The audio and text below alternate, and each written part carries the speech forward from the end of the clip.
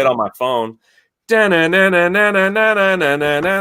What's up, Sports Wars?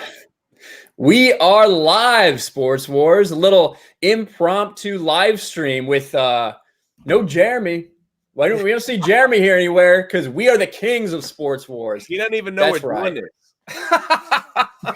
He has no idea. We stole the channel. It's ours now. Oh. You know, that's just the way it rolls. And that's fine. Yeah. And we've already got a super chat right here from Sir Ruin of House Roundhead. Look at that. Today's my birthday. Well, happy birthday. Happy birthday, Ruin. That is incredible. Lamar Jackson is a quarterback. That, you know, I didn't believe it at first, but I am unfortunately, I'm like having to concede that he actually is a quarterback. The Ravens will get the Patriots a tough game. Also, the NBA sucks. Yeah. Well, thank you for the $5, man. We appreciate it. Dude, I am really excited to see how the Ravens stack up against that Patriots defense, which has been absolutely insane. Granted, they haven't faced too many people, but what are you thinking about that game real quick, Drunk, when we have, you know, Lamar Jackson, who's been tearing it up, going against this defense that's like built to confuse him? That would be, if he could pull off a victory, it'll show not only the cracks in the defense, that they weren't built for like a high scramble type quarterback, or someone that's just that athletic. It'll show cracks in the Patriots defense, but this is what I think will happen. The first half, you'll probably see the Ravens dominate a little bit, but Belichick does a little switcheroo thing on stuff, and then comes back, man. I think they're just going to have to score a lot more points. That's all. I think the Patriots are going to have to score a little bit more than normal to win that game. It'll be interesting to see. It'll be interesting. I don't see the Patriots going undefeated, but they look really good, man. They haven't. You're right. They have not.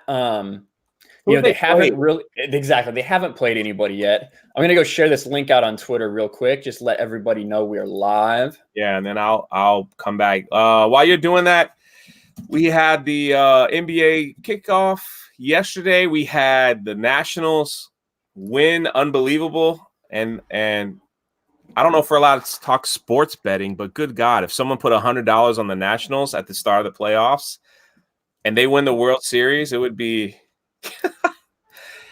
Well, I mean, you know, we haven't checked with the boss for the rules. I'm pretty sure we can talk gambling. Man, like you'd be caking in real money. That's from Drunk's Patreon. That's Drunk's Patreon money right there. So I just like to take my Patreon money and throw it up every now and then, just because. We've got another super chat from Mary. Hey Mary, how's it going? She says, "Yay, sports ball." So thank you for the $2. Wow, that's nice of you. Sports ball. Mm-hmm. We got a couple people. We can say hi to all these wonderful people in chat as people filter in. Garth Oostveen, what's up, guys? Not much. We're going to talk a little bit about the what happened in the NBA last night, and you know, LeBron and AD's big debut together. You know, it's kind of overshadowed by how good the Clippers are and how bad the Lakers are going to be. Well, they're not going to be bad, but yeah, Clippers are incredible. Apollo Patriot. Hey, Ryan Grandpa. Hey, what's going on, man? I'm assuming that's from the Pixel stream. That is from the. I don't know if you guys have heard. There was a little bit of pixelation going on a couple streams ago. I think that, you know, my computer still sucks, but we intend for that not to happen. I only have like 5 tabs open instead of like 25. So I think we'll be okay. Corey Napolitano, not a fan of the NBA, but a huge fan of the channel. Well, hey, thanks for being here. Thank you. We appreciate that. Apollo Patriot. Ryan is our grandpa of the fandom menace. Absolutely. Happy birthday, Sir Ruin of House Roundhead. I am 85. Yes, I looked approximately 85. That's true. And then Blue Cheese says sports ball, American Dad reference. Look at the next comment. Oh, who is this? Hey, if we have a mod in the chat, can you please put this person in timeout? That's what. Geeks and Gamers, who approved this shit? We approved it. This ain't Geeks and Gamers, buddy. You give us access to the channel. We're gonna run it into the ground. That's probably what's gonna happen. So Go and talk your little Star Wars. It's okay. We'll take care of the big boy stuff. Yeah, people got more space horses to complain about, I'm sure. So I'm laughing at NBA right now because of China. Yeah. They're all coming, man. NFL, you never know. They all could be next. They keep making jerseys and all that stuff from China.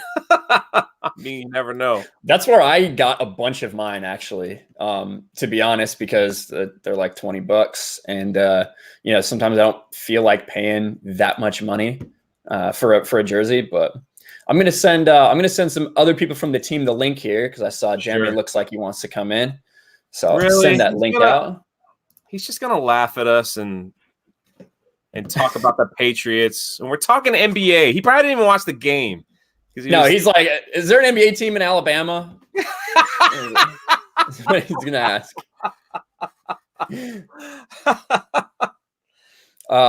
Wait, is there? No, there's not. No. There's Jack. He says, hey, guys, can't stay long. Long have I waited. Absolutely. Jack is awesome. Let's see. Josiah says, go Lions. Well, yeah, I'm a Bears fan. F the Lions. We won't talk about my football team ever. Dude, LeBron passed the crown to Kawhi last night. Well, I will say that all LeBron seemed to want to do most of that game was pass.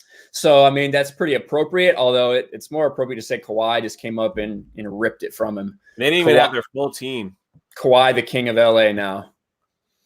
I love how Jeremy needs to be sent a link for his own channel. Yeah. That is kind of funny, isn't it? It is. It is kind of funny. Has the NBD Djibouti. I don't know what that means. I know the Djibouti, but here's a hot tip. Say no to drugs, kids. That is true. All right. So we got some people coming in here, 23 people watching. Make sure you guys smash that like button, share this out there. Because it's kind of impromptu. We didn't really plan on doing it, but we had, NBA season. I know it doesn't seem like everybody in the chat's an NBA fan because, NFL is kind of king on the internet and in America. But, there's also a lot of great NBA out there, especially this season. One of the things I was really looking forward to is all the craziness we had in the offseason, all the trades, all the people, all the free agents signing different places. It's really tossed up everything. If you look at that Kevin Durant injury in the playoffs, I really think that set in motion this earthquake, right? That because if he stays healthy, if the Warriors go on and win the title, does Kawhi go to LA? Does KD decide to stay there? All these things could happen. It's amazing how little chess pieces play a part in things back and forth. But Kawhi before, that was another one too, man. If you were a betting person, nobody was going to bet against the Warriors last year. I know they were banged up, but when Kawhi played the Sixers, he took his game to a level that was, and he also has the game-winning shot that they'll play long after he's retired as one of the greatest shots in NBA history, where you saw it, where he flies out of bounds and then he kneels down, he got his tongue out, and it just kind of rims it. Oh man, that is and let's be real, I was a little lucky. Yeah, luck is a big part of it. He chucked it up, hoping for the best, and it was absolutely amazing. I think it was that. Now, as a Miami Heat fan, I got to see Kawhi Leonard destroy my Heat in the playoffs when we had LeBron, D-Wade, and Bosh the second time. We beat them the first time, but Kawhi was really coming to his own. That and on how he can carry a team, and going to Toronto proved that he is someone you can build around to like win a championship. Toronto will not be the team. We all know this. Toronto won't be the team they were last year. Not even close. So yeah, because they were. I mean, they have great pieces. Yeah, right. But Kawhi was the man. Kawhi was the man there. Kawhi, you get something that like a defense that like no one really talks about his defense. His defense is amazing, and then you put his defense with the Clippers. defense. And that's what I said in my first NBA video on Sports Wars, and people roasted me. They're like, why would you pick the Clippers? I said, because of defense. Their defense will hold it down, man. Their defense is, and we saw that last night. The Lakers made a little run. They tied it up going into the fourth. And the defense just clicked on Beverly. Nobody likes Beverly because they say he's a little dirty and things like that on the Clippers. But you want, man, I'm sorry. You want one grimy, ugly, dirty defensive play like to play on your team. You just want that. Yeah. And we got someone here. I don't know if he realizes we're talking NBA or not. I'm not sure, but we'll bring him on anyway because I guess he does kind of own the channel or whatever. But Jeremy, D-Day Cobra, Dollar General Jeremy today. Welcome Geeks to and our Gamers, live Sports Wars, all that stuff. Welcome to our little channel here. How you doing? I don't know what's going on with the company I created anymore. I'm just, I'm trying to look up some good porn on the internet, and suddenly I get a notification that Sports Wars goes live. And I was like, well, I mean, I get to see 3PO and EU muscles. That's better than the porn I was going to look at. So might as well tune in. You're probably checking out that Captain Marvel one, huh? Harder, deeper, faster. Yeah, but no, I did. If you were paying attention, I was on the High Council last night, but I didn't talk a lot. That's because I was paying attention to the Clippers-Lakers game. Everybody's like, "Why is Jeremy so quiet?" I wanted to see if China's favorite son was going to be able to do anything last night, and the Clippers showed up even without Paul George. Yeah, fuck you, LeBron. Yeah. Loved it. So yeah, that's the biggest problem with the Lakers right now. Their starting five is excellent, but their bench is not good at all. And then what happens is, as someone who had LeBron on his favorite team for 4 years, what happens is once you get into the fourth quarter and if it's tied or they're losing, LeBron wants to take – that's when he wants to take over the game. Yeah. And so you see him – like what they played is at the start of the fourth quarter, they played, well, what I called it in high school back. They called it like a 5-out where everyone was standing outside the three-point line and LeBron just tried to dribble in by himself. He loses the ball a few times. He's just trying to do everything. But earlier on, he passed it a lot, trying to get his other teammates, involved, which is kind of a good sign. But it's always hard. that balance. It's that balance LeBron can never find. That's what I was going to say. But here's the thing. I think Right. I think the Lakers are going to be fine this year. If you look at every time LeBron has a new team, it always takes him a little while to get going. LeBron, while being the best player in the NBA and one of the greatest players of all time, it takes time for people to learn how to play with him, even though he is such a facilitator. So Anthony Davis is definitely one of the, I'd say at least top 5, top 7 players in the NBA now. Yeah. Probably top 5. Yeah, he's healthy. Yeah, but it's going to take him and LeBron time to kind of find their chemistry. But they do have a good starting 5. But you're right, the bench sucks. I think they'll pick up good bench players along. Oh, they'll trade. Yeah, you wait. You wait. After around Christmas time, LeBron will hand the list to the GM. Yeah. You getting rid of these and get these people. Right. He did that on every freaking team except Pat Riley's team. Pat Riley's shut up and we'll win. Yeah, the Clippers will be awesome this year. I mean, you're talking about the richest owner in the NBA. You're talking about Jerry West. You're talking about Doc Rivers and a good coach. Yeah, I think the Clippers. I think the Clippers are going to kill it this year, man. And you got Durant injured. You got Klay Thompson injured in Golden State. Durant's not going to play this year. Neither Thompson might not play either. Yeah. They recently announced that Klay doesn't even in the playoffs. No chance. It's pretty much I think the Clippers outside of injuries, I think the Clippers are set to dominate the league this year. But I do think the Lakers will be good. Yeah, I think maybe 5th seed. Clippers might get the 1 or 2 seed, but Lakers could get 5th seed. They're really weird. See, my thing with LeBron is he gets really bored playing, and there's my opinion. But I've seen him over and over. He takes certain games like tonight. He took last night's game very serious because he knew the world was watching. Now during the regular season, he gets really bored. He doesn't really turn it on till after the All-Star break. And that's when he goes into his push to make sure that they have their playoff run. I saw with Miami and everything, they played terrible until the All-Star break, and then they did that every freaking year. I don't know why. That's just what it was. Either they're just like, we just got to get through this long season because the playoffs is where it's at. I don't care.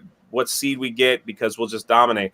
So like that will be that. The interesting thing coming up, we'll see how the Houston Rockets are going to play, because you're talking about two people that want the ball every second.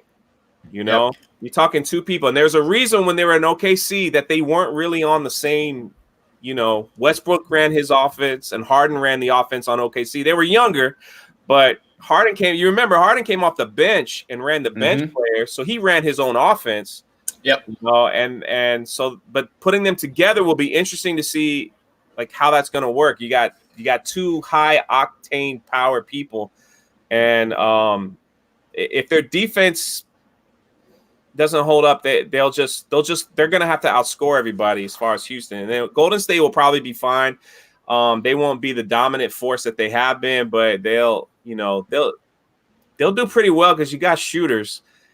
You got shooters on that squad. But the Pelicans played last night without their. Yeah. Before we get into the Pelicans game, we got another person in the back room. We snuck this live stream in. Nobody knew we were doing it, but we got another member of the team coming on. Uche, the observant lineman. Yeah. What are we? How's it going, bro? I'm good, man. What are y'all up to? Looks like we got a little basketball roundtable going. We're talking about NBA. Yep. All right. We had two big games last night and kind of look forward to what we expect from the rest of the year.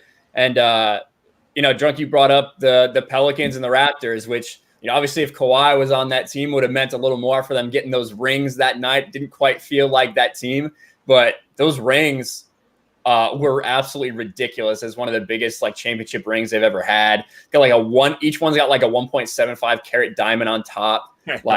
It's disgusting. I mean, you gotta go all out. Y'all, that might be the only championship they ever see. Yeah, and it will be.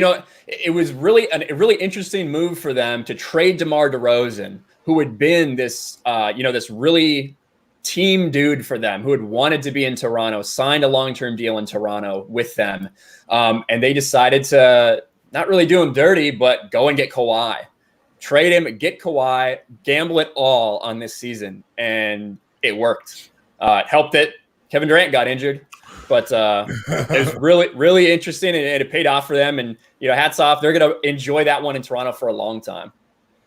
Yeah, I mean, that's definitely, that was a great series. I think Kawhi, they were hoping if they won, he would sign a long-term deal saying, hey, look, you can win here. We won a championship, but I think Kawhi he won. He won in San Antonio too. So the guy can win anywhere. And like you said, I think he just kind of wanted to go back to LA, wanted to go home.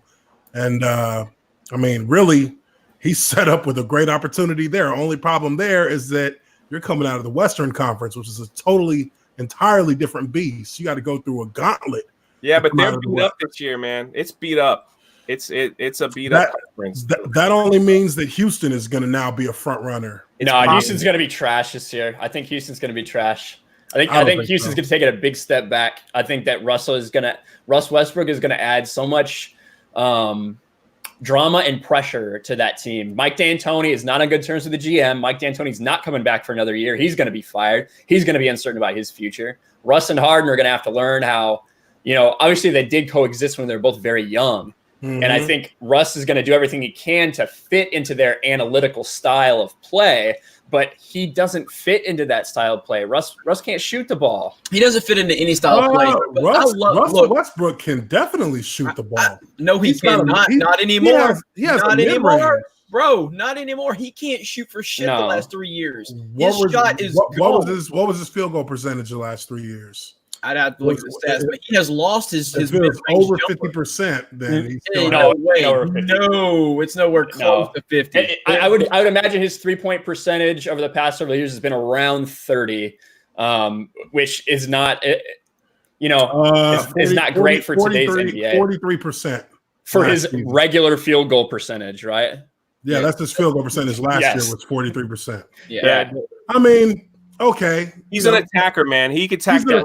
Look, I love Russ. I love Russ. He's one of my favorite players in the NBA. He's just not an efficient player. He's never going to win you a championship. He's too He's too rambunctious. He's too wild, and I love the guy. He takes big risks when you don't need to. Yeah, I'm a fan. Yeah. He's not an efficient player. He's a little bit of a loose cannon on the court. Yeah. But that's the thing. You put him with Harden, you got two people that want the ball all the time, and it's like there's one basketball. They got to figure that out. They got to figure that. At least with Chris Paul. Chris Paul was a passer, so he didn't have to. He could get the ball down and give it to Harden, and they could do their thing. But Westbrook doesn't like to pass as much, so it'll be interesting to see what they do. The problem with Houston is their bench. That's the thing people never see. They see the superstars. Okay, you got LeBron, you got Davis. That's great, but they don't play the whole game. That's not like they sit down and then they got to put backup players. Their backup players. You talking from here go all the way to the bottom. Because they pay these big contracts for some of these players. They ain't got the money, so they have no money to put any depth around the bottom to get whoever they can, just to basically the bench from like I say, and I bring up Miami because I really studied them. But when they had the big three, their bench had one job, which was don't let the other team score 20 points when they were out there. That was it. Keep them from scoring 20 points while you're out there. My guys are resting, and we'll come back and win the game. That was it. Like they didn't have to do anything special, but keep the other team from scoring that much, and then they come back and win. So that's what you got to look at is these benches. We'll see. We'll see how it goes. Well, John Matrix, look at you. Yeah, we got this super chat real quick from a Rockets fan. Looks like John Matrix, $5. Thank you so much, man. LeWoke got smoked last night. Colin Cowherd doesn't have my Rockets making the playoffs. He has Mavs in over Rockets. I don't know if they're gonna miss the playoffs. But I do think it's going to be a definite step back for the Rockets. I do think that. I think a lot of other teams in the West, other than the Warriors, are getting better. So. The Mavericks are like the European team of the NBA. Hey, the Mavericks are going to be dangerous. They got Kristaps Porzingis and Luka Doncic. Luka Doncic back there. I mean, they're going to be good this year. They're going to be good. But the Rockets, the one thing about Dallas is they're going to fill up their bench with depth too. Eventually, So yeah, because they didn't sign ridiculous so they got the money to spend to get a couple extra players. So it'll be interesting to see. But Jeremy, go ahead. What do you? It's just the Rockets missing the playoffs that's tough for me to say they're going to miss the playoffs. I think they're one and done when they make the playoffs, but I have to imagine they're going to make the playoffs, maybe as a 7 or 8 seed. But again, it's hard to tell, man, because this Harden. Again, we know Harden and Westbrook have played together, but at this point in their careers, with how ball dominant they both have become, I just don't see it. Did you see that comment? Yeah, we had a comment from Chris Curran here. Oh, Jimmy, you aren't talking about Roll Tide, baby. Roll Tide.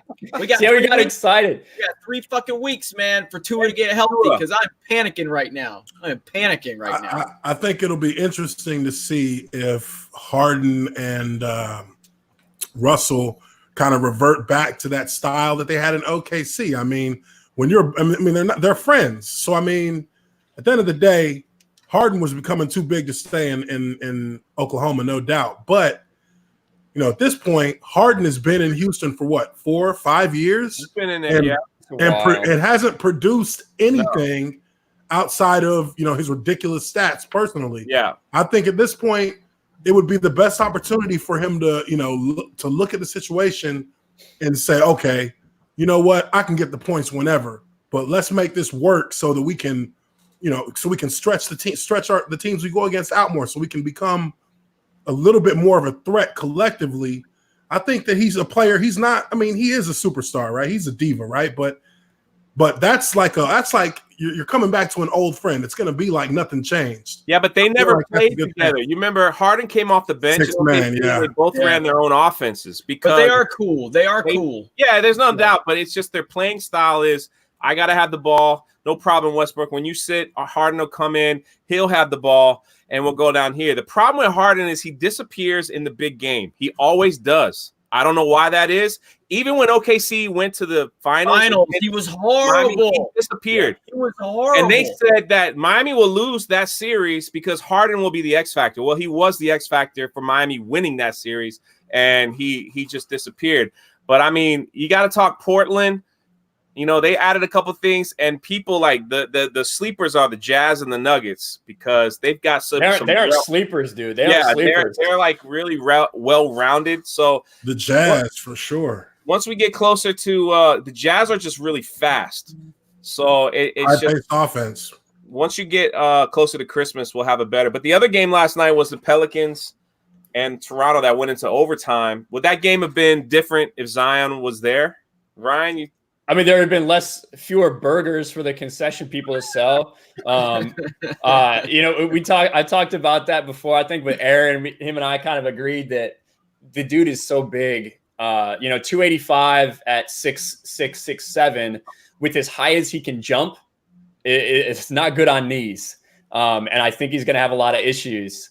But with that being said, do I think it would have been a different game? Maybe. It's tough to tell. That is such a different game, what Zion wants to come out here and do, because he's a guy who can't shoot either. I watched Drew Brees beat him in a shooting competition at a New Orleans Saints practice. Really? In a basketball shooting competition, Drew Brees kicked Zion Williamson's ass. Is it yes. on YouTube? I can find it. I can find it. Yeah. The thing with Zion, when he comes down the middle, it's like Moses parting the Red Sea. Nobody wants to stand. That's why he gets a lot of points. He's a big wrecking ball. Nobody wants to stop him. No one wants to get his way. Because I didn't follow Zion in college. So do you guys think he's the real deal, or are we looking at a potential bust? No, he's good. When he played for Duke, he was absolutely. I mean, he would come down the field. Did you see when he came down the lane so fast that his foot ripped out of his shoe? Yeah, I saw that. Well, he was trying to stop. He was trying to stop. That's why. Yeah, and he tried to stop on a dime and turn around, and his whole foot just came out of his shoe. So it was. I don't think it's going to be a ball. Had Nike looking bad. Everybody agrees he's got it for NBA. He's got to lose 30, 40 pounds. He needs a jump shot. He needs a jump shot quick. That's what I'm saying. Coming down the lane, no one stops him. You can't stop him. But but he's not even going to be able to do that all the time in the NBA because they're going to block that. They're going to take away his bread and butter. If he loses weight, he won't be able to go like he did in the preseason. Because in the preseason, nobody wanted to contest it. Of course, it was preseason, but exactly. And in regular season, I do think. Listen, in today's NBA, nobody wants to be on a poster. I'm just saying. You can't guard. You can't guard people. Yeah. You can't bully them. They can bully you, but you can't touch them. So I do think that Zion is going to be effective in the regular season, in a 82-game regular season where people don't play very hard defense in the NBA night to night. If they do make the postseason, which you talked about depth. And how important that is to a team and how to fill all these roster spots. Well, the Lakers had that depth. They traded it all away to get Anthony Davis. Yeah. And you saw some of those pieces. You saw Lonzo play pretty well. He didn't do bad, man. Lonzo did not play bad. He had a quick three that came in clutch a few times. Like when the Raptors hit a three ball and everybody went crazy, they passed it right to Lonzo. He hit a three and shut everybody up. And so he was playing with a lot of confidence, which I'm happy for him. I'm happy for him. He had a lot of crap surrounding him with his dad and all that stuff. And I love LeVar Ball. So, I love that dude, his dad is such a freaking douche. I know, and that's why I love him. I love LeVar. LeVar is awesome. These cats are grown men. Why are you talking to them like that? LeVar is amazing. I love LeVar Ball. The game went to overtime. It was very entertaining. So who's the favorite? Who's the favorite in the East and the West, in your guys' opinion? I mean, I think everybody's going to say the Clippers in the West. Maybe Philadelphia for the East. Maybe that's what I would say. I think that Philly. It should be Philly. I think. I don't know. I think losing JJ Redick's going to be bigger for them than a lot of people. Yeah, he was huge. He was love huge. JJ, man. That's my boy from Orlando, man. Huge. JJ, when he came into the league, he was just a dude who could shoot threes. That's what he was in college, and that's all he was when he came in. And he transformed himself. He got better in little ways each and every year. It was a pretty crazy. I think for 10 straight years, he increased his points per game average. At one point, and which is crazy to just continue that improvement. And now he's a well-rounded dude. He's at times a really good defender. He had a couple. There were a couple missed assignments last night, especially in the overtime and everything. But see, you need players like him in your team because he has no fear. He ain't afraid to pull the big shot. when people probably say no and different things like that. He's not afraid. But I mean, the East, I would have said the Nets if KD was playing, but he's not playing this year. So Kyrie could only take the Nets so far. Celtics, no, I don't think they'll come out on top of the East. The Hawks, nah. Yeah, I don't know. Hawks are looking to sneak in the playoffs, I think. Yeah, well, I think Miami's set up for a 7th seed, 6th or 7th seed. It all depends. The East just doesn't look good. It's very mad. Really. Maybe Milwaukee. Milwaukee's the only one that might. It's going to be Milwaukee and Philly, I think, with Boston at 3. If my Orlando Magic can just make the playoffs, I'll be happy. You know what, Orlando? You know what's sad about Orlando Magic? Did you ever see that 30 for 30? Yep. And then how they got new ownership that they just want to keep it Joe average, and you're just kind of like, why? And they're like, why not? It's been amazing. Every time they're there for so long, they just kept signing players that I despised. They had Arenas, they had Dwight Howard. There's not a player in the league, maybe in sports, that I've never hated anybody as much as I hate Dwight Howard. Even as a Magic fan, when they were playing good and he was taking them to the finals, I hated that dude, man. I despise that dude with every bone in my body. Where is he playing this week? LA. He's the Lakers. He's in Lakers. That's right. He is back in it. Right. That's right. I completely. He played like trash. He's so forgettable, man. He's such a forgettable human. Like, how many teams has this dude been on? Yeah. He was on Charlotte. He was on Atlanta. He bounced around. He was in Houston. Wasn't he in Houston? He was in Houston.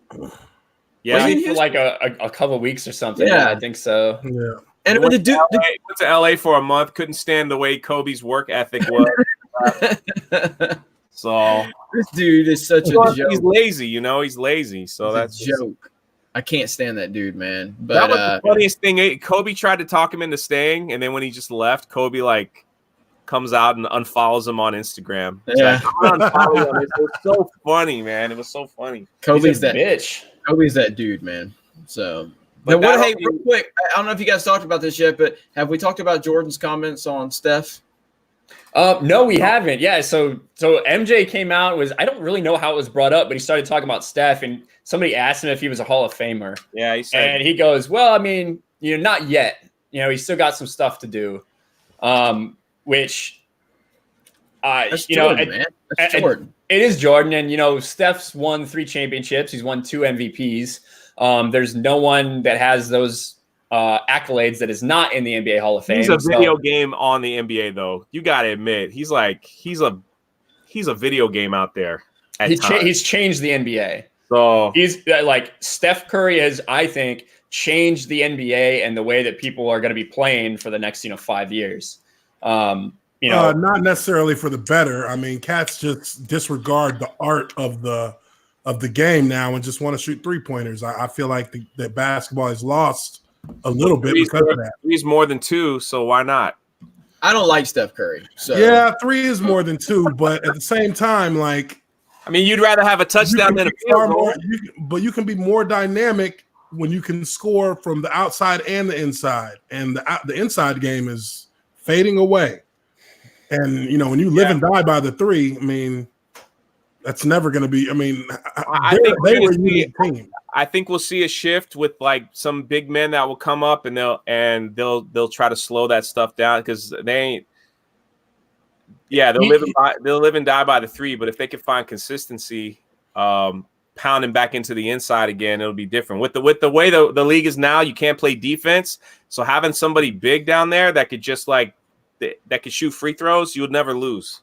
Yeah. Basically, you would never lose. They call a foul on you every time. It's I definitely agree that I prefer an older style of basketball when people could actually touch each other and when it wasn't just jacking up 3s. But when you look at the analytics and you factor in the fact that if you take an 18-foot jump shot that's contested, you have about a 40% chance of making it. Whereas if you take a wide open 3-pointer, you have about a 37 or 35% chance of making it NBA wide. Then shooting 3s do make sense because 3 is more than 2. Why don't you like Curry? I don't dislike him per se. I really got aggravated several years ago when they were trying to say he was the best player in the NBA because that's complete bullshit. He was never. So why you mad at him for that? It's just again like it's the same reason y'all hate on Brady because y'all get tired of him winning and everybody loving on him. You know, I don't get tired of it. I just don't like but Brady's a proven cheater. Devil. Anyone who worships the devil for wins, it doesn't deserve Wait my. a minute, Brady's a proven cheater. How? Yeah, he's a proven cheater. How? Deflategate. That's not. That wasn't proven at all. wasn't That's proven. fucking garbage, dude. Are you serious? Proven. Yeah. Okay. Y'all don't know this. You But use the word proven. NBA. but there are other players from other teams who have said who've said within the NFL community that they thought that he's done that before too. Why are they ranked in the bottom half of the teams that have been caught cheating over the years? If that's they got caught cheating in the worst way. They were filming game of football. Give me a screen share. Hang on, give me a screen share right now. I can't wait. You're about to see a screen share. You're about to see a screen share of all the teams in the NFL that have been caught cheating. You want to talk about facts, Uche? Let's talk about facts, Uche. We're talking about doing something to really fully change the outcome of a football game, and the fucking Patriots have done more in one season. Okay, NBA stream. I knew it. Okay. All right, there we go. Screen share. The biggest NFL cheaters. What? You were expecting another team at the top? What is this? Blame the local and national sports media.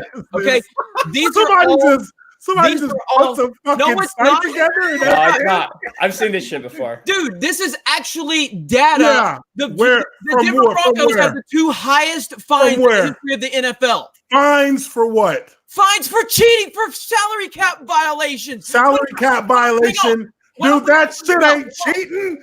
That ain't cheating. I'm talking about on the football field cheating. You complain about the Atlanta Falcons piping fake crowd noise into the stadium. Every NFL team does that, including the Patriots. Everybody cheats suddenly when it comes to the Falcons. Dude, if you're in an indoor stadium, the music is going to get piped in. The sounds are going to. That's assumed by everybody. Okay, it's not music. No, literally, dude. Like, okay, crowd noise. Crowd noise is piped in. Look at that. Look at that right here. Look at here. Broncos. PED gate, salary cap gate, spy gate. You're talking about these are PED cheating, gate. dude. This is single players getting caught taking PEDs. There are players on the fucking Patriots who've got caught taking PEDs. You're damn right. There is that cheating? It is logged on here. Dude, we're talking about it's logged on here on the football field cheating. It's logged on here. New England Patriots rank 14th out of every team in the NFL. Dude, 14th. Stop. That is what you're looking at right there. Is a page. It's facts. It's called facts. Full of numbers. It's called facts. How's that facts? What official study does that come from? I just showed you, and who sets you it up didn't and says accept this it. is how we keep it up. No, what I'm telling you is that's not how we as players don't define somebody getting caught taking fucking steroids as cheating. You're talking about a good boy system now. That one specifically is where players were getting distributed PEDs by there's exactly. That is an on the field advantage. Hold on. What? That's an on the field advantage. Look, that's one player. I'm not talking about what it is if it doesn't go against a Patriots, you're not going to acknowledge it. Listen. You're mad because Tom Brady beat you in the playoffs. If you're not good at football, just say you're mad that Tom Brady spoke to you guys back in the playoffs 2007. If you're not good at football, if you're not good at football, it doesn't matter. Who's your NBA pick tonight? If you're not good at football, it doesn't matter who the fuck gives you steroids. Because Let me translate. My name is Uche, and Tom Brady spoke to me in 2007. When you deflate football, I'm upset. NBA, and I knew this was all right. They're muted real quick. So this is my stream, motherfuckers. All right, now let me get something in real quick. A couple super chats. Let's give the people what they paid for, and then we'll fucking let y'all calm down here. Sir Ruin of House Roundhead, $4.99. Thank you. Hey Jeremy, it's my birthday today. Ryan froze up in that one stream of yours because he realized that Lamar Jackson is actually a quarterback.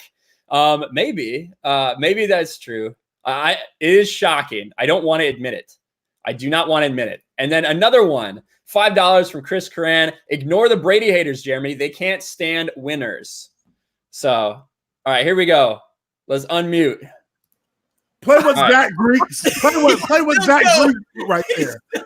Pats are direct on the field cheaters, and that's what we're talking about. Like what? So, Name listen, what? listen, there's definitely this super ridiculous stigma. First and Patriots. foremost, Hold Hang on. Give me a second. It's not my show. It's not my show. Give me a second. In the same time, in the same year that the Patriots got busted for Deflategate, which when you look into the science behind that and the fact that there was only one ball that was found to be close to 2 pounds under inflated, which is the ball that which was the ball that happened to stop, which is the ball that happened to be found on the Colts sideline and disappeared for 5 minutes before they turned it over to the referees. And it was misreported that 11 of the 12 balls were not underinflated. Where are you hearing that shit from? That's fucking facts, man. It's facts. From who? Goodell? Goodell said that? No, from the referees, from their numbers, from the data that they took. They went and took all of New England's footballs and they weighed them. Yes. And I think there were between 3 and 5 footballs that were like almost an ounce of air lighter. And they were almost an ounce worth of air lighter. Or a quarter ounce, something a tenth of an ounce. We can go into this in a different stream about the science behind Deflategate, if you want. Not even Deflategate ain't even the worst. Deflategate is just the one where he got caught fucking red-handed. What about when Joe Montana admitted? Let's talk about Spygate. Let's talk about filming other teams' signals. We do need to we seriously do need to stay on NBA. We'll have to do a whole separate stream for this because this will never end. It'll never end. Super chat. Yeah, we got another super chat. $2 from John Matrix. If Brady's a cheater, so is Jerry Rice for Stickum. And that's the last thing I will say is that if they would have caught him, then he'd be a cheater too. They didn't catch Jerry Rice. The last thing I'll say, Jerry Rice 4 games. That's the last thing I'll say. That's the last thing that I'll say is that in the same year that Tom Brady got in trouble for Deflategate and the Patriots got fined, $1 million, the Chargers got caught rubbing Stickum on the got caught rubbing Stickum on the balls on the sidelines. They got fined $17,000. So there's a definite recording people's signals and having the ability to actually call out their entire play before they even come out the fucking huddle. We're talking about Deflategate right now. Jeez. Look, man. All right. Dude, it's easier. Is it easier to catch a sticky ball or a deflated ball? A sticky ball. If you look at the science behind it, because sports science did a whole thing on this. Even if the ball is deflated up to 2 pounds. Brady played better the following year after Deflategate happened. Yeah, because he was mad because he got fucking caught and they put his ass out for 4 weeks. That's why. It's like Darth Maul. All you need to do is get mad. Huh? What if we deflate the basketballs? How will that work? All right. But anyway, last night we saw the defending champion Toronto Raptors take on the Zion-less New Orleans Pelicans. It did go into overtime. It ended up being a really good game. Pascal Siakam got called on a kind of garbage offensive foul that JJ threw at the end of the game to kind of seal it. But I think that goes to show that, when you looked at the Pelicans last year, they actually played pretty good when Anthony Davis was not playing, which I do think speaks volumes to what that depth does and what a cohesive unit can do, vice just focusing on feeding one superstar. Absolutely. So I think they're going to be relevant this year, even without Zion. I agree. Yeah, I'm a big fan of JJ Redick because Orlando Magic, and so he played there for so long, and so I've followed his career, and I've liked to see him evolve. But I do like the fact the Pelicans have a decent team this year. I think they're going to be fairly competitive. The only reason why they lost was because the Toronto Raptors came in early and recorded their plays. Oh God! Don't get Uche going again. It's too hard to stop that train once it starts. Damn it. All right. Before you guys get back to NFL real quick, what is I got a couple games here. I'm curious your predictions. There's some good games tonight. There's a whole bunch of games tonight. Orlando Magic, Cleveland Cavaliers, the toilet bowl game. No one cares. I'll give it to Orlando. Yeah. All right. How about the Bulls and the Hornets? I gotta go with my Chicago Bulls. Come on. The Kemba Walker-less Hornets, what are they going to do? That's why MJ's talking all this shit about Steph, because MJ doesn't want to talk about how terrible the Hornets are. They are bad. They're really bad. Somebody said Stickum was legal in the till the 80s. Okay. The Heat and the Grizzlies. You can pick that up in a minute. I'm going to go with the Heat. Alonzo Mourning, Larry Johnson. Never mind. Wait, that's a different time. Did Larry Johnson even play for the Heat? I can't remember. No, he played for the Hornets. And the Knicks. Oh, yeah. So this All right, is this is going great, guys. Going great. The Nets and the Timberwolves. Kyrie Irving versus Minnesota. I'll go with the Nets. Dude, Andrew Wiggins needs to stop being a little bitch. And Andrew Wiggins, I'm serious. Yeah. Andrew Wiggins is like, if he was an American, he may be good. But if he was an American, he may be good. But he's Canadian. He's got this mentality where he just doesn't want anything to do. He doesn't want to be aggressive ever. He's been such a disappointment. He has all the talent in the world, but just doesn't have the attitude it needs to be a killer, to be a leader on that team. Big Cat, Karl Anthony Towns is talented. I think he's maybe a little overrated, but it'll be an interesting team without Jimmy. That team looked different. So. Jimmy Butler is so disrespected. That dude is a savage. I love Jimmy. Last one. This will be probably the game of the night. Denver Nuggets, Portland Trailblazers. Denver. I think Denver too. I think you look at Jokovic, you look at Murray back healthy. That team could get the number 1 seed. They could. I think that's going to be regular season Western Conference number 1 seed because I think the Clippers are going to get it. But I think the number 2 can compete, but I think the Clippers are going to get it. Here's what I think about the Clippers is they don't need to win the West.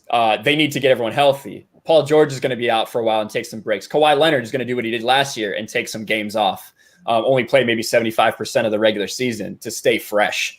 So I think Denver is just going to go for it.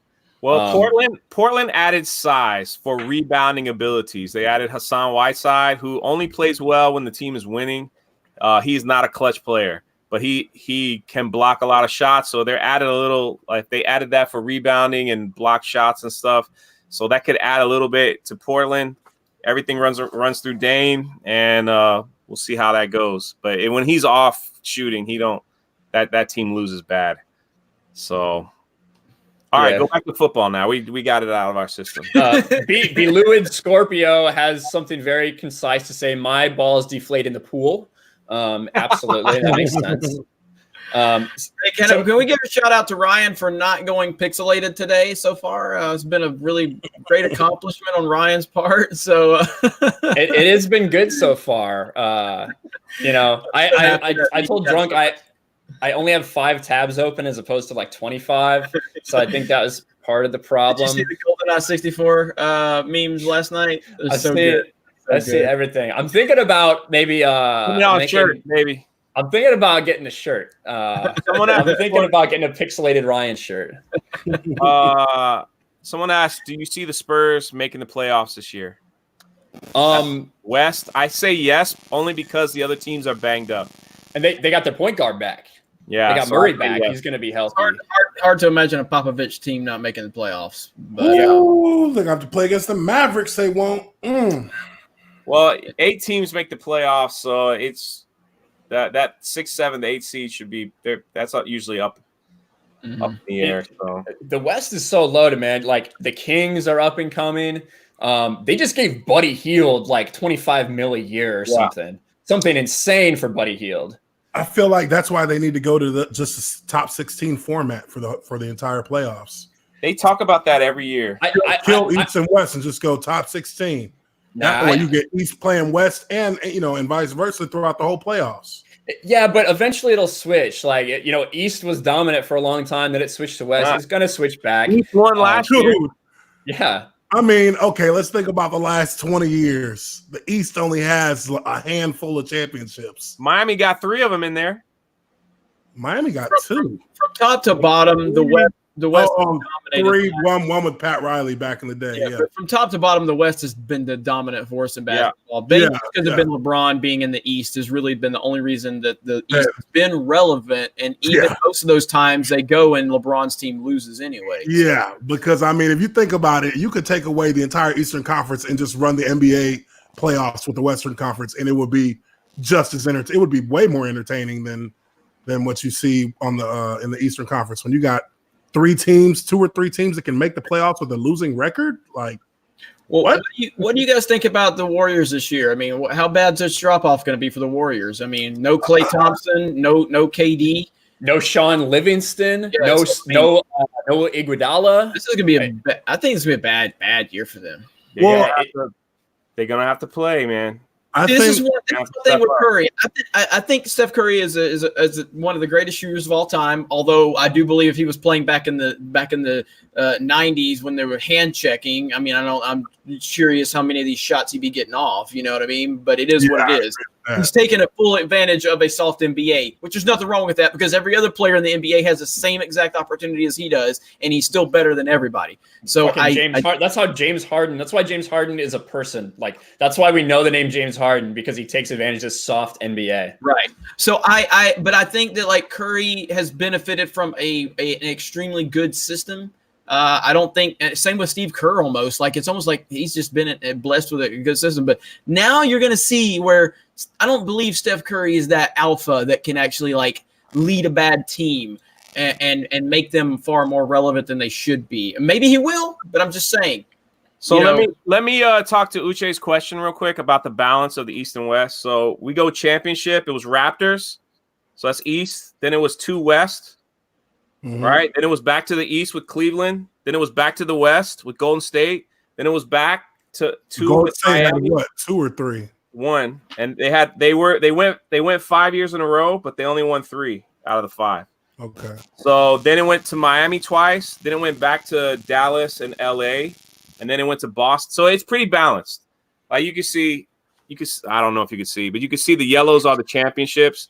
So it's like East West. So even though I see a whole bunch of yellow on the left. Yeah. Well, I'm just saying you see a whole bunch of yellow on the right too. So it's pretty balanced. It's it does seem pretty balanced. I think what I mean more as part of God damn it that statement is that the Western Conference has just been such an overpowered conference compared to Agreed.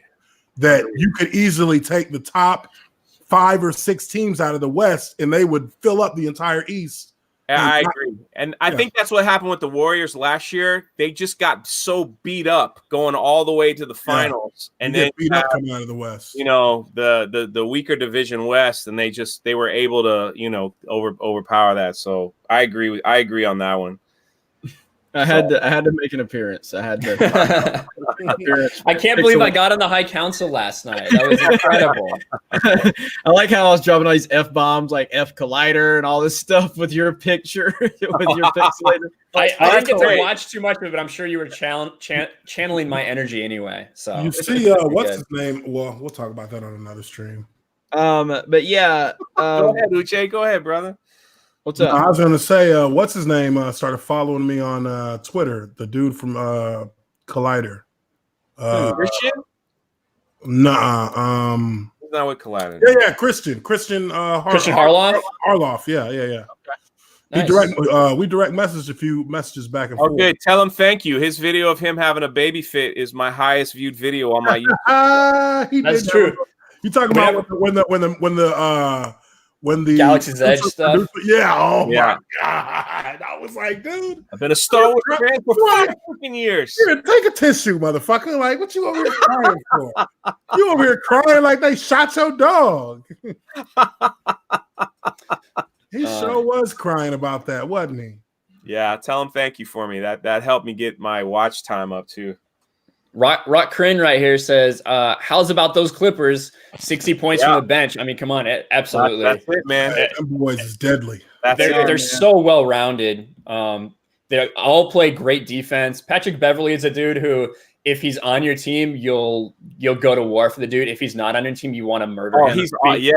Because he drives you crazy. You know what was weird last night when LeBron went to the line? It was technically a Clippers home game, but they play in the same arena. So they were shouting MVP. And then when Kawhi went to the line, he was getting booed. As he kept draining buckets on their ass. Yeah, as he stunk 7 in a row as LeBron James disappeared. He did the Homer Simpson. LeBron did the Homer Simpson at one point back into the bushes. Hey, Kawhi is a stone cold killer, and he's also a smart, manipulative dude behind the scenes, man. I mean, Kawhi ain't nobody to mess with. I still say LeBron's the best player in the NBA, and until somebody disowns him. Honest, I'll say that Kawhi is better than LeBron all around. Right now, 100% is. Definitely all around, I give Kawhi the advantage. And Kawhi's had that title for a long time all around. But, like, just when it comes down to it, like, I still say LeBron just is the best player, pure player in the NBA. Like his passing. LeBron's one of the best passers ever. Yeah, he likes to pass on those clutch shots. Yeah, he's got that the first part of his career. He sure do pass on them clutch shots. Look, again, I hate LeBron. I'm not a fan. I'm just saying, though, man, I appreciate the dude. I'm in agreement. I think there's. I see you. He doesn't get injured. He takes care of himself. He's mentally, he's smart enough to even shut off his social media during playoff time. He's just like, he's like, I shut it off. I don't want to deal with it. And I will, it's funny when he does interviews, he was like, Pat Riley taught me how to win the big game. And it's like the whole focus, everything has got to like be focused and you got to be zoned in. So he knows how to. The man went to 8 straight finals. That speaks for something, man. It speaks for the weak ass Eastern Conference. I'm just saying. That Cleveland game, that Cleveland series over at Golden State was amazing. I don't care what anybody says. LeBron shined bigger than any star, any sun that series. They were up 3-1. And they lost. It helps when Draymond gets suspended for nothing. Yeah, game, bro. You can't blame that. It helps when Steph Curry's injured. LeBron baited Draymond in that 3-1, bro. Come on, LeBron baited him. I've seen it happen to my Mavericks, up 2-0 against Miami in 2006, and then lose 4 straight. It looked like Miami didn't even belong on the court with Dallas, and then they couldn't win that series. The referees cheated. LeBron baited Draymond. So to me, that was Draymond being a fucking idiot and LeBron just being smarter, And so I don't think that's a good excuse because LeBron made that happen. Yeah. Draymond's just a dumbass. So we got a super chat here from David Morris. I think that's pounds. I think that's 5 pounds. I played basketball for Portsmouth Pirates in my youth. Our coach was Mick Byrne, former England coach. But I never really had a growth spurt. So you're watching us on YouTube. Awesome. Well, thank you for the super chat, man. I appreciate it.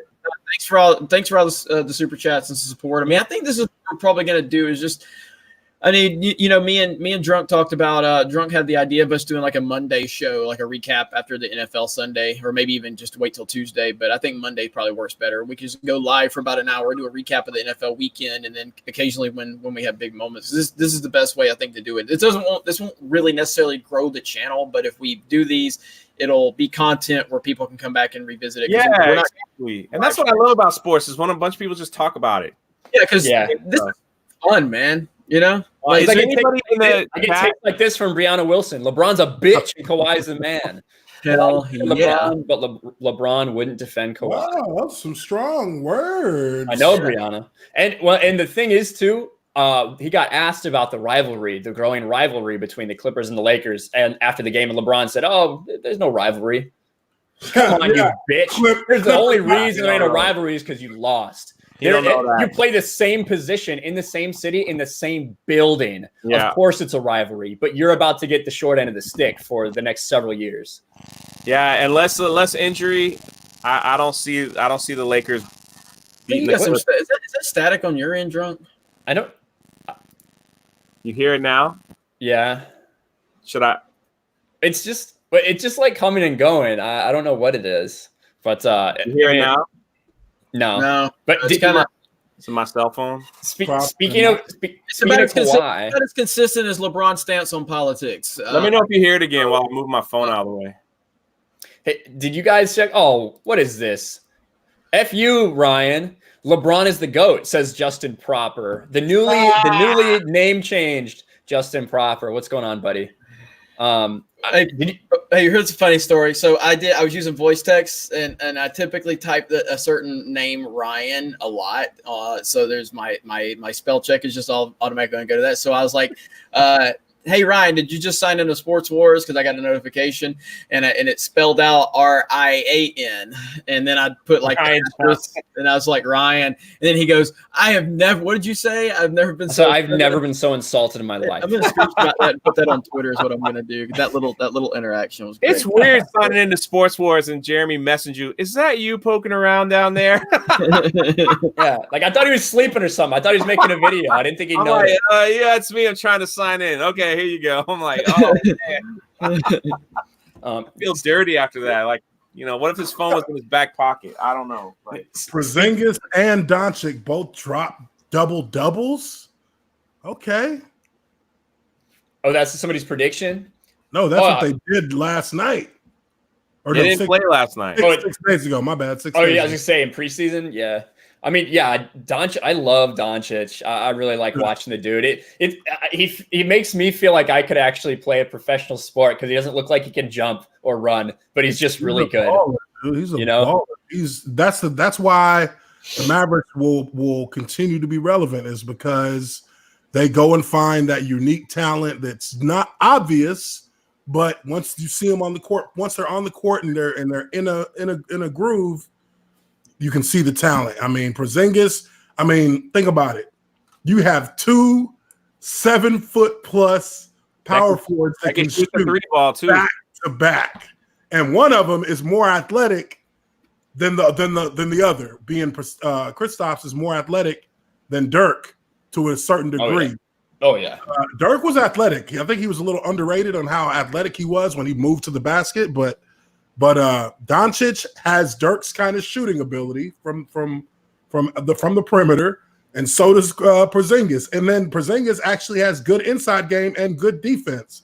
So they're going to be tough, dude. I think the Mavs are going to be right back up there. Well, if the owner could just sit down and watch the game without getting his team into trouble, they might be all right. So speaking of how Kawhi is kind of becoming the man in all ways, did you guys catch that commercial, the Terminator commercial? It was awesome. That was the best Terminator commercial.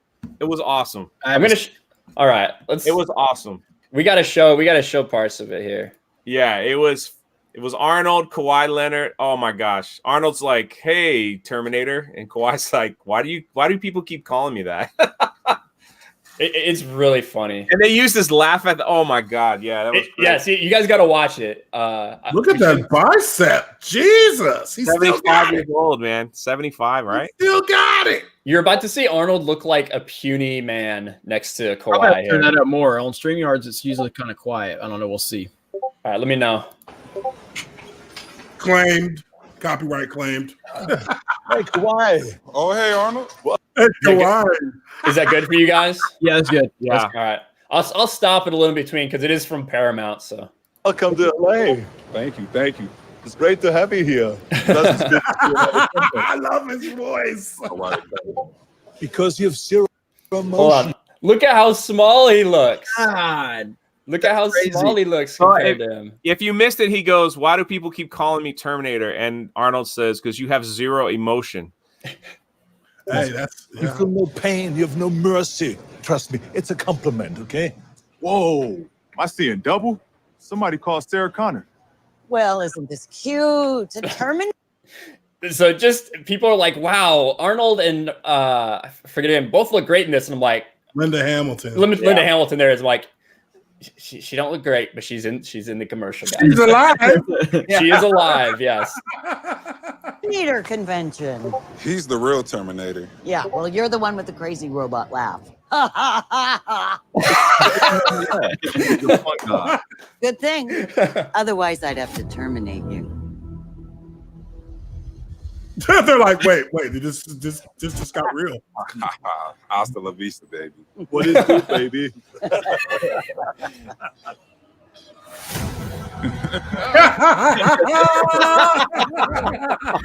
That's pretty good. Hey, did you hear the end? Did you hear the end? They used his laugh. Watch this.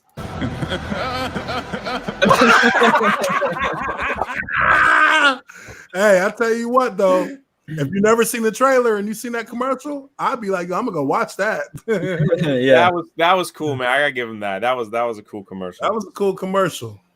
Somebody said Paul George is such a loser. Yeah, it's like, why was he even in the commercial? I don't know. Maybe it was a State Farm thing or something. I'm not sure why he was there. But Paul George was a little cringe in that commercial. But yeah, Kawhi is like, I'll be honest, when all that stuff went down in San Antonio with his quad and him sitting out, I was definitely like, you're a bitch, man. Like, play for your team. But my opinions of him have really changed as we've gone, and he's taken over the NBA. Like, because he was worried about taking care of himself, taking care of his health. I mean, dude, a quad injury. I pulled my quad at the combine, at the NFL combine. Dude, to this day, sometimes when I'm running, right where I pulled it starts hurting. Like, it's weird. When the weather changes, I'll feel a little bit of pain deep in my quad. Like, I'm pretty sure I tore it, but I never really got it looked at. I didn't get any surgery.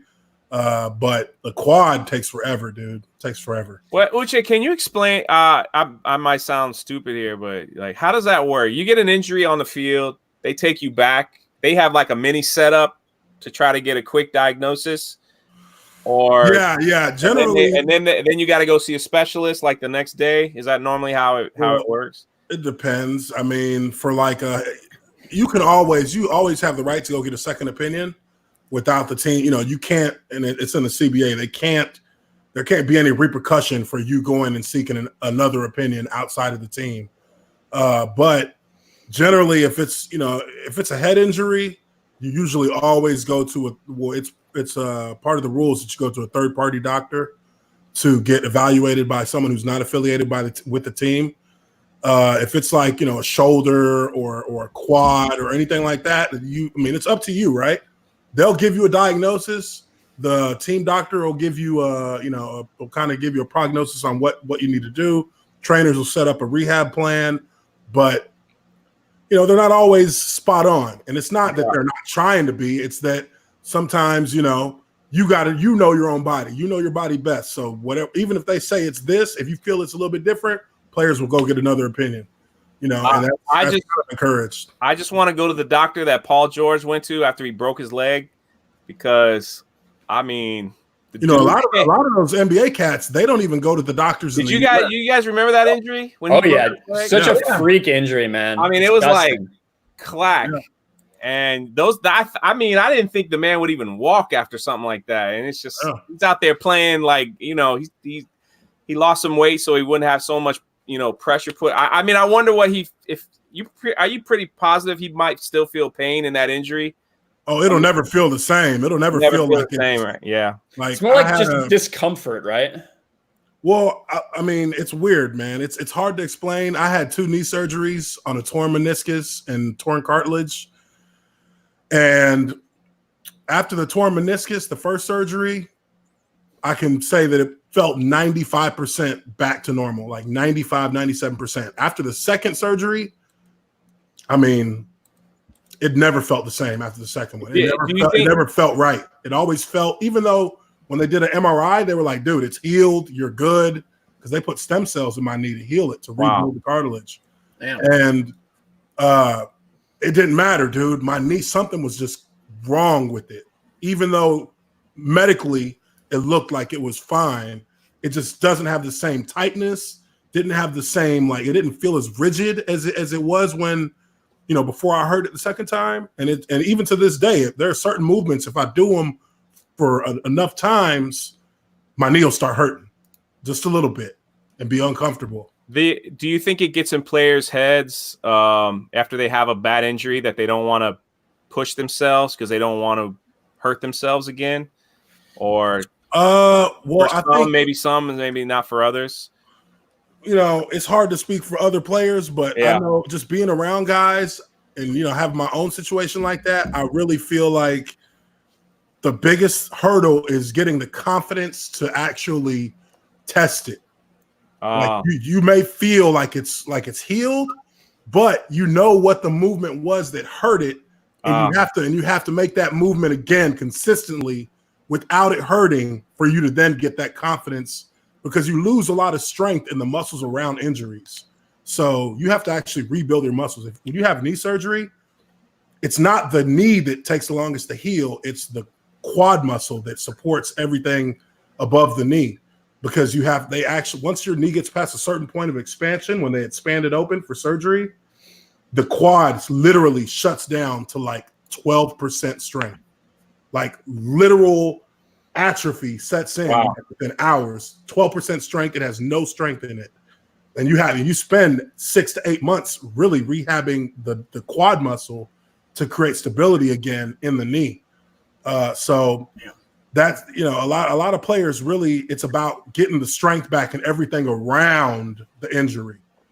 That's where guys who struggle to, bounce back have their issues, is that usually it's not the knee they hurt again. It's like a hamstring, which meant that their hamstrings weren't strong enough to support the knee, and so on and so forth. So that's just how it is, kind of. Did you see David Morris's comment about socialized healthcare? Yeah, wow. Excellent point. Wish we could get a second opinion in the UK, but socialized healthcare rocks. Yeah. Just to think about the election coming. Well, I mean, look. Before you go, Uche, I'm about to bounce, guys, but just obviously leave this stream public, Ryan, and I'll go ahead and make a quick public announcement for the first time for the 33 people watching. Ryan is going to have is one of our new managers on the Geeks and Gamers YouTube channel now, so that's going to be official later today. So Mr. Muscles is in the house. The channel continues to grow. We continue to bring new content creators on both Sports Wars and the main channel. Plus, we're getting the developmental channel. I've got a big announcement for the developmental channel coming, which has not officially taken off, but also I got my Z car. Look at that. So all right, guys, so thanks for doing the stream though. Anytime, obviously, go live whenever you want. Just you got to keep Uche under control, especially when he starts talking about Patriots. God damn. Anyway, thanks, Jeremy. Thanks for stopping by. Thank you, man. Thank you, guys. All right, y'all let me know if you need anything. Yeah. All right. No, There we but go. Really, it's more that it's not only in concussions is it actually mandated that you go to get a second opinion. But everything else is optional. Like you go get a second opinion because that's the right way to do it if you want to make sure that the team isn't jacking you around. Because I had my first knee surgery from the team doctor, and he actually repaired my meniscus the wrong way. Oh wow! And I didn't find out until I went to have the second one with Dr. Andrews. Dr. Andrews was like, "Hey man, why didn't they just glue your meniscus back together? Why did the team doctor actually shave one side of your entire meniscus down by like 15%? He could have just glued back on the part that tore and then smoothed it out. They just do a little, like, I guess, sanding it to smooth it out." And I was just like, I don't know. He did what? I don't speak that language. I don't know what he's like, don't worry about it. We got the stem cells right in there on it. You're gonna be A-okay. He came in and did my knee surgery in an hour. Just walked in, had his scrubs on. Hey, what's up? He came and took a picture with me. He was like, let's get this thing done. And he's like, you're the 500th person I've done surgery on this week. yeah. He's like, all right, now I'm going to go do Robert Griffin III's check on his ACL again. Because that dude does everything. Dude, I was at the Andrews Institute in Pensacola, and he was there. Robert Griffin was there. I was there. Derek Johnson was there. Like it was like right after the season too. So there was like 15 of us in there. Just need surgery. So. Yeah, that's crazy. I've heard like a lot of rumors about people not trusting the team doctors. Is that no. You don't let a team doctor ever touch you. Yeah. That's crazy. It's funny because one of our other offensive linemen, right after I had my surgery, Tony Pashos, he was our right tackle. He came up to me. He's about 4 or 5 years ahead of me. He said, "Ooch, hey man, look, I know you're young, so you don't know. But don't ever let a team doctor touch you in surgery ever again." I was like, gotcha. Because, our team doctor said after my first surgery that in 10 years I'd need to have a knee replacement. I'm like, what? What you mean, dude? I'm 24. What you mean? I'm going to need to have a knee replacement. Yeah, you don't let them touch you because at the end of the day, who pays them? The team. Yeah, that's kind of more what I've heard of. Not necessarily like the performance of like surgery or like whatever, but like them telling you when you're good to go and things like that to get you back on the field. Yeah, that's part of it. But also on top of that, you don't want somebody holding your career in their hands with a knife, with a scalpel, paid by a team that really only has an interest, that actually may have a lesser interest in you because of the very surgery you're getting. You don't want their doctor to do the surgery. Who's to say he doesn't do something that, or gives, like I said, gave me a kind of surgery that technically, had I not got another one from Dr. Andrews, would have shortened my career. So, that's one side of it. Then the other side, dude, these cats are waiting on the sideline with a handful of pills for cats who are injured to get them back in the game. I was in my first start in the NFL. I sprained my MCL, bruised a bone, and strained and had a high ankle sprain. By the second quarter, on one play, Javon Curse's knee just smashed into mine, like on a pass rush. Like I was a guard and I was coming to help my tackle, and boom, right through my knee. You got freaked. I got freaked. At halftime, I came out the game, and at halftime, I was like, shit, my leg is click-clacking left and forth. I'm not going back in there. What y'all mean? Shoot, dude, they put a knee brace on my knee.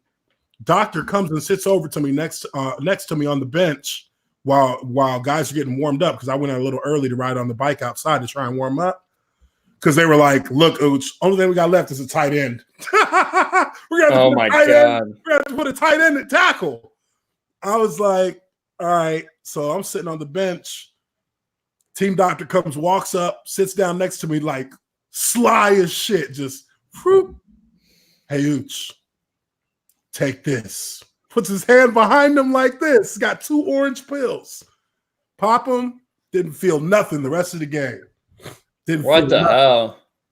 That's crazy. And they do that, man. I mean, the government actually changed the laws on prescribing medicine because of the NFL.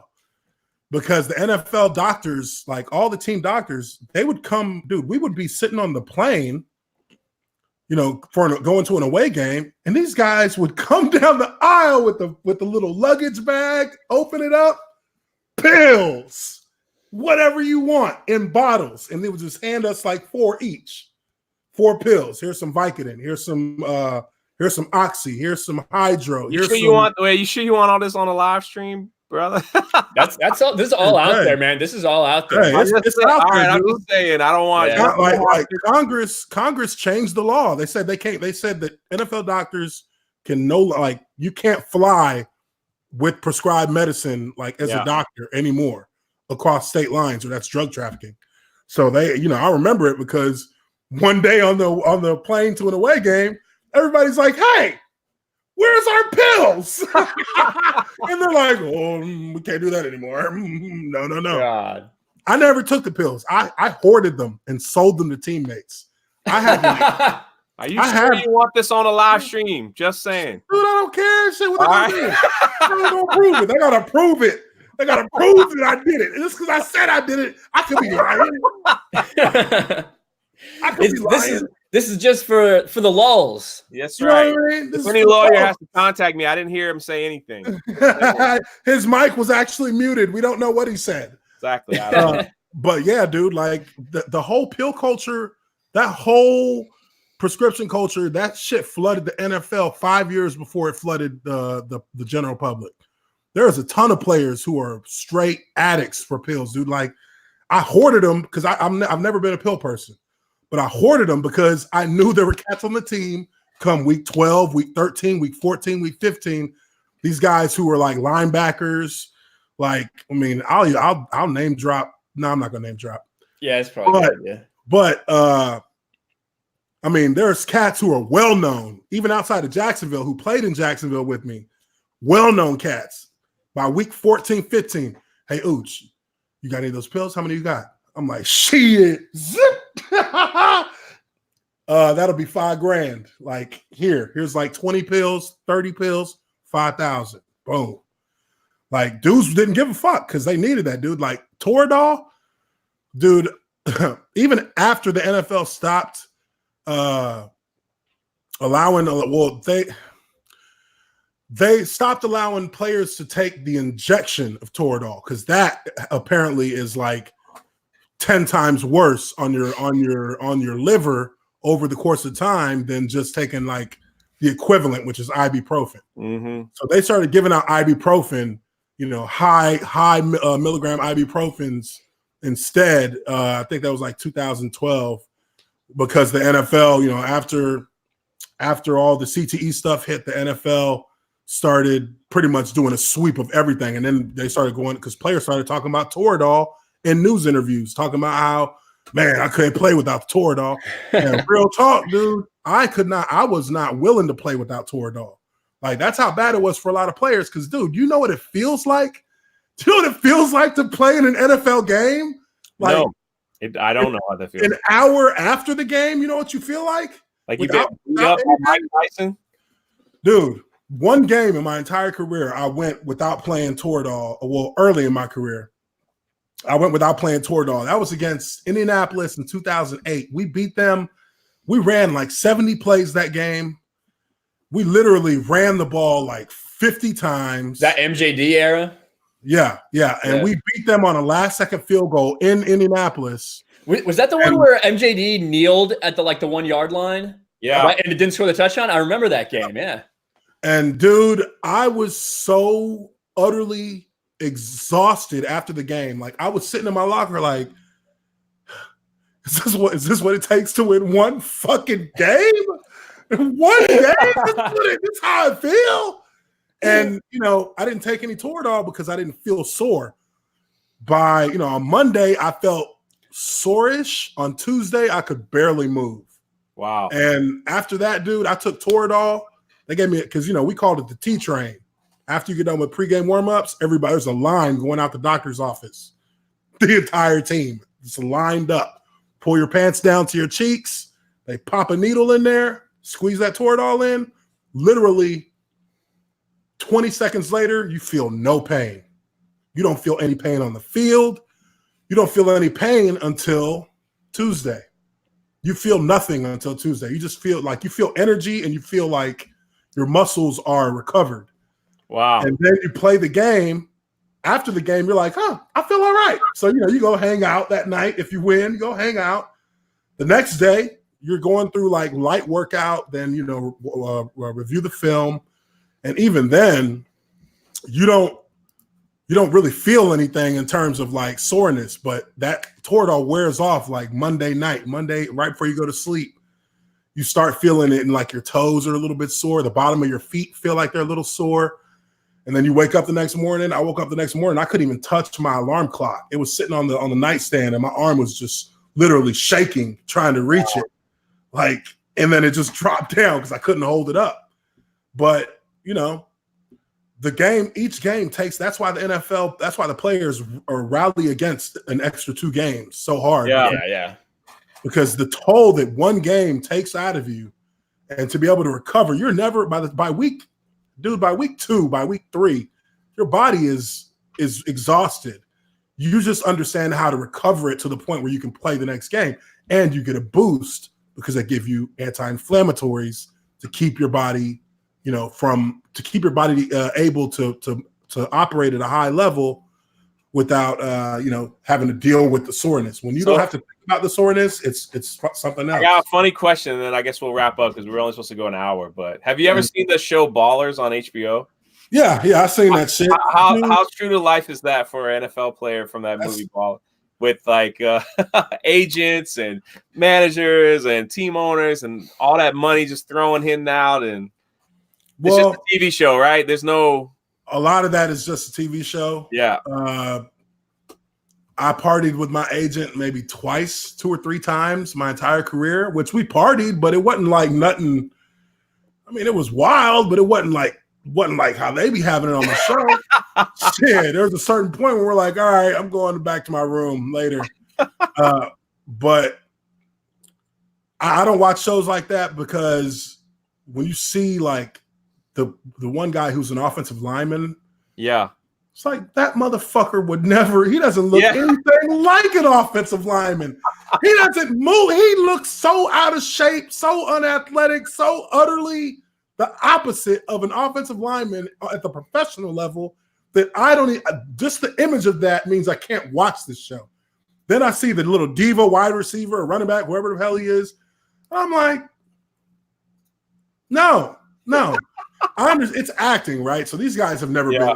Generally, they haven't been athletes like that, so they don't know how we really act. Like we. Well, there was like the one question I had. There was one episode where the wide receiver, he wasn't signed to a team, so all these teams were trying to recruit him, and he was like such a diva that one of the teams, I can't remember which one it was on the show, but they actually gave him a parade. And like just so they could sign them and all. Does that recruiting to sign like superstars, is that over exaggerated like that, or yeah, nobody's ever gotten a parade. Money talks, right? It's all about money, right? But they set up for you to come in and during free agency. Yeah, they do set up for players to come in, and they'll have they'll have the team, they'll fly you in on the jet. And then they'll have the head coach or the offensive coordinator or your position coach be waiting for you at the airport. That's what they did after I left Jacksonville. Shit, the next day, Cincinnati flew me on a jet straight to Cincy, and I'm waiting with I'm meeting with the offensive line coach at the airport to ride with him to go eat dinner with the head coach. And then the next day, they took me around the whole facility, showed me every part of it, showed me the field. I sat and talked with what's his name in his office for like 30 minutes. On He's Got Game now, they done brought women out to him and all that stuff. They don't do that. This shit ain't college. they don't need to get you horny to get you over there. You already can get that wherever you want. I just figured like it's like money talks. So like you just show me the money. That's usually the biggest that's factor. all we care about. I mean, take me to dinner and give me some good ass food. Show me that y'all are running a competent organization and give me some bread, and I'm good. So that's what most players look for. They're like, be competent, show me the money. Yeah, show me that y'all got a plan. Yeah. And then give me enough money, and I'll have no problem. Shoot. Yeah. Well, I remember this is a baseball example when like the Cubs were trying to get Yu Darvish to come there in free agency, and they like all learned Japanese. Not all of them, but some of them learned Japanese to like do everything they could to make him feel more comfortable and that they were invested in him, kind of thing. So that's what a player wants to feel. He wants to feel like you want me here. Like you want me to come here. So show me you want me to. Don't treat me like a free agent, a regular undrafted free agent you bring in for a workout, because that's not me. I don't even want to work out. Like when I went to after I left Jacksonville, like this was before free agency even started. They flew me out to Cincinnati. They flew me out to Tennessee, and I was like, I'm not doing no fucking workout for what? They didn't want me to do a workout. They just wanted to show me their facilities, have me sit down and meet the coaches, because it wasn't about can I play. They knew I could play. They just want to know if I fit with their team. But the Cowboys ended up being, my last stop, and I was just like, shit, all right. I didn't like it. I didn't like Dallas, the organization, at all. I didn't realize that until after I signed with them. But I was just like, wow, these are some arrogant pricks who think that they are still the world champions when they clearly haven't won a playoff game in decades. You guys haven't won a playoff, haven't gotten to an NFC title game since '95. Like, yeah, the Tony Romo era wasn't. They didn't make. I don't think they won a single playoff game. Yeah, Tony Romo era, they didn't win one. No, even though they in the regular season they tore it up, but playoffs they just runners. So last topic. If you want to keep going, Ryan, it's up to you. But baseball, no, I'm ready. Oh yeah, baseball. Ooh, baseball. I'm out of here. Yeah, we'll really quick. We'll cover it in about 5 minutes. World Series Game 1 was last night. I did a little preview for it on the channel. Basically, no one watched it because it's a baseball video, and that's fine. But Astros, who have been the top dogs all year long, Probably were the Vegas odds-on favorite to win it going into the year. Have a ridiculous pitching, great position players. And then you have the Washington Nationals, who lost Bryce Harper, started off the season like 13-17 or something like that, end up fighting back, making the wild card. No one expected them to be here, but here they are. And they won game 1, 5-4. A really good, really tense game. When's the next game? Is it tonight? Tonight. Right? Yep. Houston still has Verlander? Oh, yeah. They traded for him last year. Yeah. So Verlander should be going tonight against Steven Strasburg. So again, a high quality pitching matchup. Scherzer and Garrett Cole went last night. Do you know what the betting stats are on like the Washington Nationals? Just like they're basically saying, don't bet on this team; they're gonna lose. That's how bad That's how bad like it is. They're just like yeah. And when I stay away from. I don't gamble anymore. I used to not gambling. I just look at the ratio, like over under stuff. Like I don't do that stuff either. But. And I got a gambling problem, and I got no problem with it. Yeah, I used to dabble a little bit, just mostly in NFL and and NBA, just to make things more interesting. But baseball, I've always stayed away from because the nature of runs isn't. It's not very. It is unpredictable. Well, it's unpredictable and it's just hard. Like when it's a run and a half, like it's hard to equate that to something where like if you're getting 3.5 points in an NFL game, what that means, and winning by certain margins is normal in football. So I think that's a little easier. But yeah, definitely excited for the game tonight. Excited for the rest of the NBA games tonight. And I think.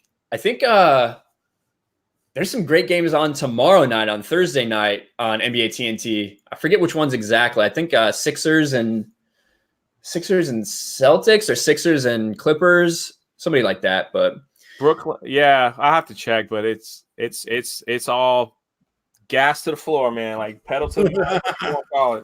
Yeah, for sure. But hey, everybody, thanks for coming on. Uche, Jay, thanks for joining me, guys. It was fun taking over the channel for a little bit, surprising Jeremy with a live stream. So that was pretty. You guys got anything you want to talk about before we take off? No, appreciate you guys. Appreciate everybody in the chat. Boom. You got anything, Jay? That's it, man. Thank you for coming. We'll see you live probably in a day or two. Oh, yeah. We'll have more to talk about soon, but thanks for stopping by, guys. Really appreciate it. Thanks for all the super chats. Thanks for the comments. Thanks for the likes. And we will talk to you